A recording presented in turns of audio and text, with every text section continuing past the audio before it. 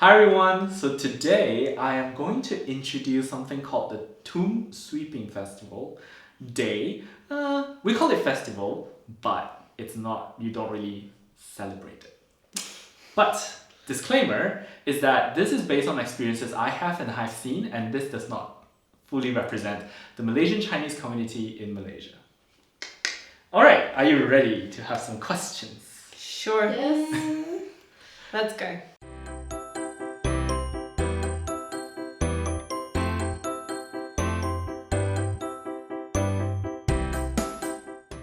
Alright, so the first question is, the common name for Tomb Sweeping Day is Cheng Beng. So we actually put it in English sentences like, hey, you know, where are you going for Cheng Beng this year? Like in English sentences. So what does Cheng Beng mean? Is it bright and clear? Is it mournful and melancholic? Is it rainy and humid? Or is it filial piety and honor? What does that mean? The last one. I'm so confused. Filial piety, it's like you know, the whole You celebrate your family. Yeah, you respect your elderly, everyone that's a generation above you. You need to be respectful. You need to respect them as a person. So like we don't call them by their first names. Got it. Things like that. Yeah. I think it's that one. I think so too. Well, it could be bright and clear. Yeah, I think it's that because clearly. because you're supposed to make an effort to clean it up, and that's why it's like a sweeping thing. Yeah. Plus, Cheng Beng sounds like a Did you happy thing. Bang bang? Yeah. Okay, I'm going with the first one. Right? Okay.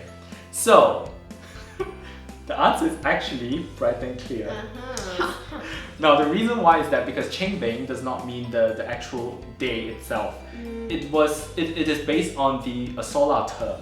This is called Cheng Beng, that means clear and bright, and it's about the 15th day of spring. That's why the actual Cheng Beng day is usually the 4th to 6th of April. Second, question 2. Which of the following do we not do during Cheng Beng? Do we put paper money on top of the grave? Paper. Do we eat food by the grave? Do we put joss sticks or incense sticks, the burning sticks, in the holder of nearby graves? Or do we scatter paper money as we march toward the grave? Okay. Which one do we not do? So paper money is like actual money. No, they are fake money. Okay, that was my question. Is it fake money that you make out of paper at home? Yes. Or is it like money that is like Monopoly money? Yeah. No, they're fake money, yes. They're money that you would burn. Yes. Okay. I would say eating food by the grave, because from what I know of the Asian culture, I think that would be seen as disrespectful potentially, and all the others, the idea of it's sort of a thing like a gesture of respect and honor.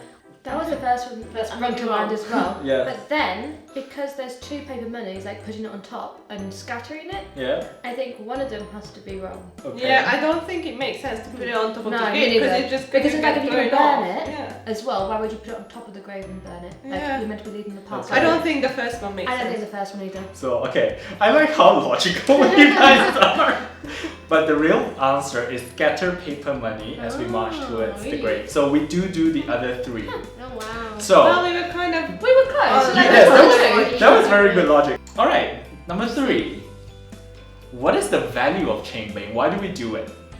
Do we do it to pray for protection and blessing from our ancestors? Do we do it to pay respect to the deceased loved ones and ancestors? Do we make sure that they don't haunt us? Or do we do it to gather karma so that the deceased loved one can have a comfortable afterlife? Okay, so all the things you told us about ghosts and superstitions in the last couple of years, I'm gonna go with to make sure they don't haunt. I kind of like that logic, and at the same time, I don't know if that's what people would say.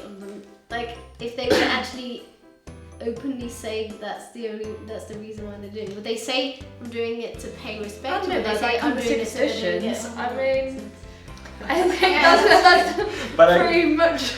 But all your first goal is to make sure they don't haunt us. That's the first idea you get. Is that right? For me, yes. Well, I'm also thinking to pay respect. To gather karma could also be good for them. Okay. Yeah. Alright. So the answer is to pay respect to the deceased loved ones. That's the whole idea. It's like to remember them. Yeah. To kind of like honor their life and their death as well. All right. Number 4. What do we actually burn during Cheng Beng? So one answer you already know. Paper money. Wait. This is you can choose up to 4 options. So what do you think we burn? Do we burn money and or phone and or clothes and or house? I don't think you burn down your house. Buy a house. Well, not the real one, of course. All this means like we burn something that represents it. But do we do it during Cheng Beng? Okay, I don't think the phone. I don't think I think the phone is like. I think this is an older tradition, so I don't think it'd be the phone. Yeah, I agree. Yeah. Definitely the money, because you definitely the money, and I think maybe the clothes. I think so. I think so too. Clothes as well. I would say the only one that you don't is the phone, because for me that's something that's too, like you said, it's so too modern. Yeah. I don't think the house either. I don't think I the house either. money and clothes. I think the house. I think money, clothes, and house. Because potentially you might have something that represents a house. I don't know. This is always really. I really like looking at what people think we actually do versus what we actually do. So remember, traditions evolve with time. Yeah. So yes, we burn everything. Oh wow. Usually during Cheng Beng, we burn the small ones. So we have like a small stack of money, of like a paper phone, paper clothes. They're all in like a folded paper phone. Okay, and now tell us why. Because we want them to have a comfortable afterlife, so that and they the have. phone is needed for that. Well, that's what we believe, that you have life after that, including like how we have now. So for them to contact each other in the Netherlands, Netherlands.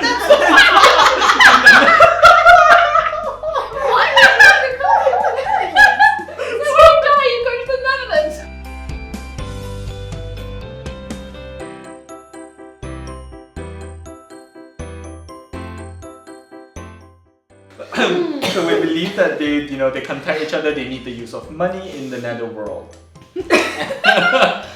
Okay, last question. So, as a form of respect, we wait for our ancestors or whoever we are visiting to arrive and start eating the food we offer them before actually eating the food ourselves. But do you know how we know if they have arrived? Looking at the burn progress of the joss sticks. Or is it by waiting for at least an hour by the grave? Or is it by throwing 2 wooden pieces on the ground? Or is it by scattering paper money? Okay. Actually, this is kind of going more towards what I was thinking before. You have to wait until a certain time and then you can eat the food. Okay. I think that's what I was told before. I think by looking at the process of the I think so the too. joss sticks, because that's also time passing. Yeah. Okay. That's first time passing. Plus, I think like if it just goes out all of a sudden, then that could be an indicator like, oh, the spirit has arrived or something. Like that's where my mind that's goes. what I'm thinking as well. That's I what have to say, great minds think alike, because I created that with that thought in my head. Because we all watched Charmed after school when we were growing up. Yes, that too. So the true answer is actually by throwing 2 wooden pieces on the ground. Really? Yeah, so first that was very specific though. Yes. We could have shown that it's 2 Yeah. wooden pieces, but why 2? So I can show you this. So this is the thing we call moon block, or in well, I call it in Hokkien, so it's called pui. So what we do is we get like one of the let's say if it's our grandfather, we find the grandfather's favorite grandson or favorite son to come and ask like, are you here? Have you arrived? Would they admit to being the favorite? There's always one. Usually the youngest one. That's interesting. Yeah. So then come here, favorite son. So you take 2 of these moon blocks, and then you just ask the question and you throw it, and it will have 1 of 4 possible outcomes. So if both of them are, if one of them is upward, so the flat side up, one is flat side down, that means yes. So whatever you ask, that's a yes. If they're both sides down, that is a no.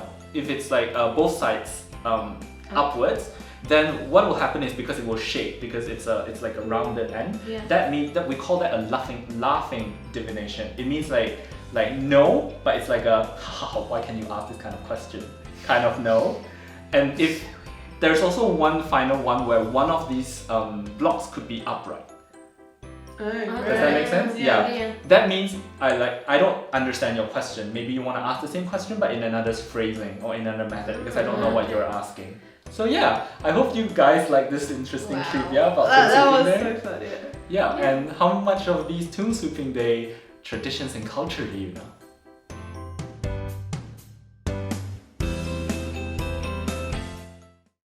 And in the end, the Fork and Tomatoes became very popular because people from all over the world subscribed to their videos and they liked every video too. And you know what else? They shared all their happy and lovely thoughts in the comments. And they clicked on the bell so they wouldn't miss a thing and get notified every time a new video was released. So in the end, the Fork and Tomatoes lived happily ever after. The end.